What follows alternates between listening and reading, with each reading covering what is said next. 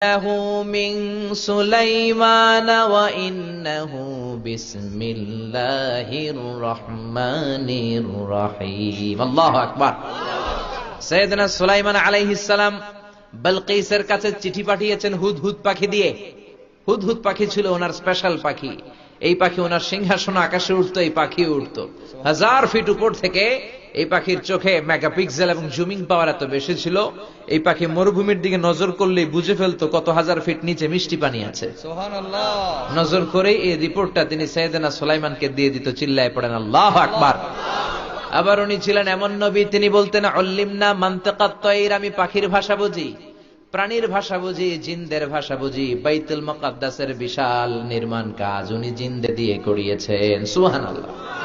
উনার যখন মরণের সময় চলে আসছে, উনি একটা লাঠি নিলেন। এরকম মুরব্বীরা বয়সের ভারে যখন নুজ্জ হয়ে যায় লাঠিতে ভর দিয়ে হাঁটে না, উনি গ্লাস ফিটিং করা একটা রুমের মতো বানিয়ে ওটার মধ্যে লাঠিতে ভর দিয়ে মালাকুল মাউতরে বললেন, মালাকুল মাউত, আল্লাহ তো তোমারে পাঠিয়েছে, রুহ কবজ করবা, দাঁড়াও। তার আগে আমি জিনদেরকে একটা অর্ডার করে, এই জিনেরা তোমরা বাইতুল মুকাদ্দাসের নির্মাণ কাজ শুরু করো। যতক্ষণ আমি এখানে দাঁড়ায় থাকবো ততক্ষণ বাইতুল মুকাদ্দাস বানাইতে থাকবা। উনি লাঠির মধ্যে দাঁড়িয়ে অর্ডার করলেন। লাঠির মধ্যে এমন ভাবে ঠেস দিয়ে ভর করে দাঁড়ালেন, এমন ভাবে দাঁড়ালেন যাতে রুহ কবজ হয়ে গেল উনি না পড়ে যায়, দাঁড়িয়ে থাকে, এমন ভাবে দাঁড়ালেন। সুবহানাল্লাহ।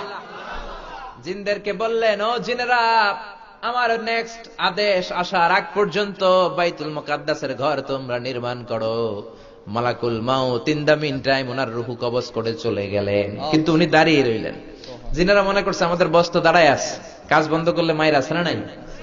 উনি জিনদেরকে দিয়ে সাগরের অতল গহ্বরের ঝিনুক থেকে মুক্তা কুড়াতেন। সুবহানাল্লাহ কইবেন না? আবার জিনদেরকে দিয়ে বড় বড় পাতিলে রান্না করে গোটা বিশ্বের সবাইকে খাওয়াতে চেয়েছিলেন, কিন্তু এক তিমি মাছের পেটের ভেতরে সব খাবার চলে গেছে। আমাদেরকে রিজিক দেয় একজন, তিনি কে? আল্লাহ। ওমা মিন দাব্বাতিন ফিল আরদি ইল্লা আলাল্লাহি রিজকুহা ওয়া ইয়ালামু মুস্তাকাররাহা ওয়া মুস্তাওদাআহা কুল্লুন ফি কিতাবিম মুবিন। মহাবিশ্বে যত পাখি আছে, মৎস্য আছে, প্রাণী আছে, মানুষ আছে, সবাইকে রিজিক দেয় কে? আল্লাহ। আমাদেরকে খাদ্য দেয় কে? আল্লাহ। নাকি আমগো খাদ্যমন্ত্রী, নাকি প্রধানমন্ত্রী? রিজিক দেয় কে? রিজিকের মালিক হচ্ছেন আল্লাহ। তো সাইয়েদনা সুলাইমান লাঠির মধ্যে ভর দিয়ে দাঁড়িয়ে রইলেন। জিনেরা মনে করছে আমাদের বস এখনো দাঁড়াইয়ে আছে। বানাতে বানাতে বাইতুল মুকাদ্দাস প্রায় বানানো শেষ। In the meantime we পোকা এসে উনি যে লাঠিতে ভর করে দাঁড়িয়েছিলেন ওই লাঠির মাঝখানে খেতে খেতে খেতে খেতে লাঠিটা শেষ। লাঠিও ভেঙে পড়েছে, ওনার মরদেহ লাশও ধপাস করে পড়েছে। কোন নবীদের লাশ পচে না, সব নবীদের লাশকে অক্ষত রাখে কে? আল্লাহ।